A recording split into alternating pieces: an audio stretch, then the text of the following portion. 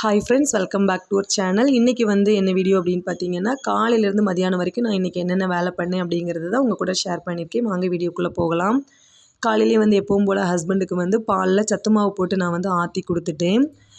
எங்களுக்கு பார்த்தீங்கன்னா டீ தூள் தான் போட்டு நான் வந்து எனக்கும் குழந்தைங்களுக்கும் நான் வந்து ஒரு பக்கம் டீ போட்டுட்ருந்தேன்.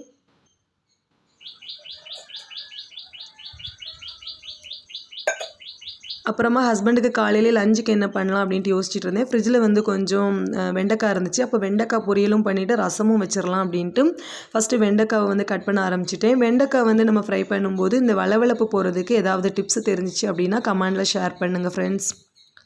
அப்புறமா நான் வந்து இப்போ குழந்தைங்களுக்கு லீவு அப்படிங்கிறதுனால நான் வந்து கொஞ்சம் லேட்டாக தான் நான் வந்து எழுந்திருப்பேன். காலையிலே பார்த்தீங்கன்னா பின்னாடி கதவு திறந்ததுமே பார்த்தீங்கன்னா இந்த பூனை வந்து நான் ஏதாவது மீன் வாங்கியிருப்பேன்னு நினச்சி வெயிட் பண்ணிகிட்டு இருந்துச்சா என்னன்னு தெரியல. பார்த்துட்டே இருந்துச்சு. வீடியோவுக்கு சூப்பராக போஸ் கொடுத்துட்டே இருந்துச்சு. வீடியோ கிட்ட போய் எடுத்த உடனே ஓடிட்டு அதுக்கப்புறம் பார்த்தீங்கன்னா நான் வந்து வெண்டைக்காய் வந்து ஃப்ரை பண்ண ஆரம்பிச்சிட்டேன். நான் வந்து ரொம்ப குட்டி குட்டியாக கட் பண்ணனால தானோ என்னவோ தெரியல, இந்த வளவளப்பு எனக்கு அதிகமாகவே இருந்த மாதிரி இருந்துச்சு. ஆனால் நான் வந்து கடைசியாக நான் வந்து ஃபைனலாக பார்த்தீங்க அப்படின்னா இந்த வெண்டைக்காய் பொரியல் சூப்பராகவே வந்துச்சு. அதுக்கப்புறம் ஒரு பக்கம் ரசம், தக்காளி ரசமுமே நான் வந்து வச்சுட்டேன். அதுக்கப்புறம் நேற்றுக்கு வச்ச சாலை மீன் வந்து குழம்பு கொஞ்சம் இருந்துச்சு, அதையுமே சூடு பண்ணி வச்சுட்டேன். மீன் குழம்பு வந்து அடுத்த நாள் சாப்பிட்றதுக்கு சூப்பராக இருக்கும். அப்புறம் மீதி இருந்த பாத்திரத்தை எல்லாமே கழுவி நான் வந்து ஒரு பக்கம் ஒதுக்கிட்டேன். குழந்தைங்க வந்து இப்போ வந்து ஸ்கூல் லீவு அப்படிங்கிறதுனால லேட்டாக தான் எழுந்திரிக்கிறாங்க. அவங்களுக்கு ஏதாவது டிஃபன் பண்ணுறதா இருந்ததுன்னா நான் கொஞ்சம் லேட்டாக தான் பண்ணுவேன். அதுக்கப்புறம் பார்த்தீங்கன்னா வாங்கி வச்சுருந்த பொருட்கள் எல்லாத்தையுமே நான் வந்துட்டு அந்தந்த பாக்ஸில் வந்து போட்டுட்ருந்தேன். உளுந்தெல்லாம் காலி ஆகிடுச்சு. அப்புறம் சீனியெல்லாம் இல்லாமல் இருந்துச்சு. வாங்கிட்டு வர கேட்டிருந்தேன், வாங்கி தந்திருந்தாங்க. அப்புறம் இன்றைக்கி நான் என்ன டிஃபன் பண்ண போகிறேன் அப்படின்னு பார்த்தீங்கன்னா ராகி சேமியா. நான் வந்து இது வரைக்கும் பண்ணதே கிடையாது. நான் வந்து சாதா சேமியா தான் வாங்கி இது வரைக்கும் நான் வந்து சாப்பிட்ருக்கோம். இன்றைக்கி தான் ஃபஸ்ட் டைம் வந்து ராகி சேமியா வந்து நான் பண்ணி சாப்பிட போகிறேன். அதுக்கு வந்து ஒரு பாத்திரத்தில் வந்து கொஞ்சம் உப்பு போட்டு அந்த தண்ணி ஊற்றி அதில் வந்து ஒரு 2 மினிட்ஸ் வந்து நம்ம இந்த சேமியாவை வந்து அதுக்குள்ளாடி போட்டு வச்சுக்கணும். அதுக்கப்புறம் எப்பவும் போல் நம்ம வந்து அதை வந்து புழிஞ்சி இட்லி பாத்திரத்தில் வச்சு அவிச்சு எடுத்துட்டோம் அப்படின்னா சேமியா வந்து சூப்பராக இருக்கும். நான் வந்து இன்றைக்கி தான் ஃபஸ்ட் டைம் ட்ரை பண்ணேன். ரொம்பவே சூப்பராக வந்துச்சு. டேஸ்ட் அதை விட சூப்பராக இருந்துச்சு.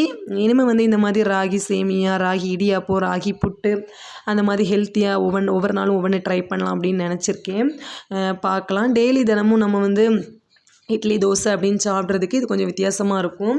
குழந்தைங்களுமே இது என்னம்மா கலர் கொஞ்சம் வித்தியாசமாக இருக்கே அப்படின்னு சொல்லிட்டு பிள்ளைங்களுமே நல்லா விரும்பி சாப்பிட்டாங்க. இது கூடவே வந்து நம்ம வந்து நாட்டு சக்கரை போட்டு கொஞ்சம் தேங்காய் துருவி போட்டு சாப்பிட்டோம் அப்படின்னா சூப்பராக இருக்கும். என்கிட்ட வந்து நாட்டு சக்கரை இல்லை, அதனால் நான் வந்து சாதா சீனி போட்டு கொஞ்சம் துருவின தேங்காயும் போட்டு நான் வந்து சாப்பிட்டேன். டேஸ்ட்டு பார்த்திங்கன்னா ரொம்பவே நல்லா இருந்துச்சு. நீங்களும் ட்ரை பண்ணி பாருங்கள். இப்போது நான் யூடியூப்பில் நிறைய வீடியோஸ் பார்க்குறேன். எல்லாருமே இந்த மாதிரி ராகிக்கு வந்து மாறிட்டாங்கன்னு நினைக்கிறேன். சரி நம்மளும் இந்த மாதிரி ஹெல்த்தியாக சாப்பிட்லாமேன்னு எனக்குமே தோணுச்சு. அதனால் நானுமே வந்துட்டு இப்போ கொஞ்சம் இந்த மாதிரி ஃபுட்டெல்லாம் ஆரம்பிச்சிருக்கேன். பார்ப்போம் எவ்வளோ நாளைக்கு இந்த மாதிரி போகுது அப்படின்ட்டு. அதுக்கப்புறம் பார்த்திங்கன்னா எப்படா வெயில் அடிக்கும் அப்படின்ட்டு நான் வந்து வெயிட் பண்ணிட்டு தான் இருப்பேன். ஏன் அப்படின்னா இந்த துணியெல்லாம் வந்து போட்டு எடுத்துடலாம் பார்த்திங்களா, அதுக்காக தான். எங்கள் ஏரியாவில் எப்போ வந்து வெயில் அடிக்குது, எப்போ மழை பெய்யுது அப்படிங்கிறதே தெரியாது, சொல்ல முடியாது. அந்த அளவுக்கு இருக்குது கிளைமேட்டு. வெயில் அடிக்கிற நேரமாக பார்த்து நான் வந்து இந்த மாதிரிப்பட்ட வேலையெல்லாம் வந்து பண்ணிடுவேன். இந்த குட்டி தலகாணி வந்து எப்படியோ வாஷிங் மிஷினுக்குள்ளே மாட்டிடுச்சு. அதுவும் அதில் துவச்சி காய போட்டுட்டேன். நான் ஒரு ஷார்ட்ஸில் சொல்லியிருப்பேன், என்னோடய பக்கத்து வீட்டில் ஒரு அக்கா வந்து மாம்பழம் கொடுத்துருந்தாங்க அப்படின்ட்டு. இந்த மாம்பழம் தான் ஃப்ரெண்ட்ஸ், அது எங்கள் வீட்டு தட்டில் தான் நிற்கிது. பார்த்திங்கன்னா ரொம்ப சூப்பராக இருந்துச்சு பார்க்கவே. அதுக்கப்புறம் பார்த்திங்கன்னா ரேஷனில் வாங்கின கோதுமை வந்து இருந்துச்சு. இந்த மாதிரி வெயில் அடிக்கிற நேரத்தில் இந்த மாதிரி காய போடுற வேலைகள் எல்லாமே நான் வந்து பார்த்துருவேன். நம்ம சோம்பேறியாக இருந்துட்டோம், இன்னொரு நாள் பண்ணிக்கலாம் அப்படின்னு இருந்தோம் அப்படின்னா நமக்கு வந்து வேலையே நடக்காது. எப்போ வெயில் அடிக்குதோ அந்த டைமில் இந்த வேலையெல்லாம் பார்த்துருவேன். அப்புறமா அதை ஒரு 5-6 தண்ணி நல்லா கழுவிட்டு மேலே வெயிலில் கொண்டு நான் வந்து உலர வச்சுட்டேன். இது நல்லா காஞ்சதுக்கப்புறம் திரித்து எடுத்துட்டோம் அப்படின்னா சப்பாத்தி பூரியெல்லாம் போட்டோம் அப்படின்னா சூப்பராகவே வரும். அதுக்கப்புறம் பார்த்திங்கன்னா வீட்டு வேலையுமே பண்ணிக்கிட்டே வந்து சைடில் குழந்தைங்களையுமே வந்து நம்ம கவனிக்கணும். நான் வந்து பிள்ளைங்களுக்கு எண்ணெய் வச்சு அவங்களையுமே ஒரு பக்கம் குளிப்பாட்டுறதுக்கு நான் ரெடி பண்ணிகிட்டு இருந்தேன். எனக்குமே நான் வந்து கடைசியில் எண்ணெய் வச்சுருந்தேன். ஆனால் வந்து நான் கடைசியில் எல்லா வேலையும் முடிச்சுட்டு தான் குளிப்பேன். பிள்ளைங்களை மட்டும் ஒரு மத்தியானம் வெயில் அடிக்கிற நேரத்தில், ஏன்னா முடியெல்லாம் குழந்தைங்களுக்கு காயும் பார்த்திங்களா, சளி பிடிக்காமல் இருக்குங்கிறதுனால வெயில் டைம்லேயே தான் அவங்களையுமே நான் வந்து எண்ணெய் வச்சு குளிக்க வந்து வச்சுட்டேன். பிள்ளைங்களுமே வந்து குளிச்சுட்டு வந்துட்டாங்க. அப்புறமா லஞ்சு நான் வந்து ஒரு பக்கம் தண்ணி ரொம்ப குடிச்சு ரொம்ப நாள் ஆன மாதிரி எனக்கு ஒரு ஃபீலிங்காக இருந்தது. நான் மட்டும் இல்லை, குழந்தைங்களுமே அப்படி தான். நமக்கு வெயில் டைமில் ரொம்ப தாகமாக இருக்கும். இந்த மழை டைம் பார்த்திங்கன்னா தாகமாகவே இருக்காது. அந்த தண்ணி குடிக்கிறதே எனக்கு வந்து மறந்து போன மாதிரி ஆயிடுச்சு. அதனால என்ன ஊற்றல கொஞ்சம் வெந்நீர் போட்டு நான் வந்து பாட்டிலில் ஊற்றி வச்சுருந்தோம் அப்படின்னா நம்ம வந்து பாட்டிலில் ஊற்றி வச்சுருந்தோம் அப்படின்னா குடிக்கிறதுக்கு தோணும் அப்படிங்கிறதுனால பாட்டிலில் ஊற்றி நான் வந்து வச்சுருக்கேன். அப்புறமா குழந்தைங்களுக்கு வந்து காலையிலேயே வச்ச வெண்டைக்காய் பொரியல் ரசம்லாம் இருந்துச்சு. வெண்டைக்காய் பொரியல்லாம் பிள்ளைங்க சாப்பிடவே மாட்டாங்க. பிள்ளைங்களுக்கு இந்த மாதிரி முட்டை அதுக்கப்புறம் பொரிச்ச மீன் இந்த மாதிரி தான் பிடிக்கும். சரி முட்டை இருந்துச்சு அப்போ ஆம்லேட் போட்டு கொடுத்துடலாம் அப்படின்ட்டு நான் வந்து ஒரு பக்கம் போட்டு கொடுத்துட்டேன்.